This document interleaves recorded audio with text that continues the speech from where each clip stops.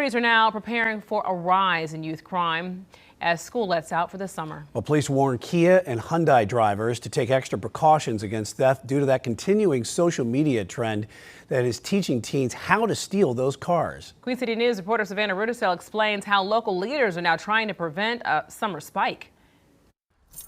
You have to unlock. Ari Woodhouse had her car stolen right before moving to Charlotte in March. It was the scariest, saddest moment of my life. Police say a group of teens smashed the windows of her Kia, took it for a joyride, then abandoned it. It was my first car that I ever owned by myself, and I had never thought that someone would just take my car and it be a bunch of kids. Charlotte officials warn victims like Woodhouse they may be at a higher risk of getting their cars stolen again as teenage culprits are about to have more time on their hands.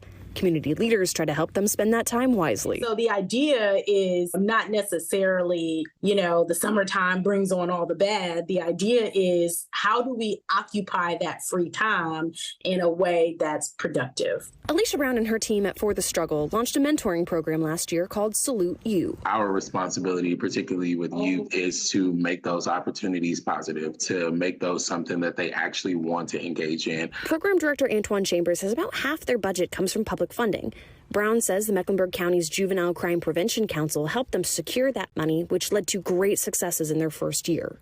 We talk about how do we help people who are formerly incarcerated, right? How do we help children who are in and out of jail? How do we provide them all of these services? But very rarely folks are talking about how do we prevent them from getting there in the first place? One of the other reasons Chambers says their approach works, they listen. The way to build sustainable relationships with the youth is to recognize the humanity in them. I think a lot of times we minimize that. We talk to them and about them as if they're just like people to take orders and to not be heard. Woodhouse is hopeful with proper resources, even the thieves she encountered can change. I feel bad for them, and I hope that they take this experience and do better in life. Reporting in Charlotte, Savannah Rudisell, Queen City News.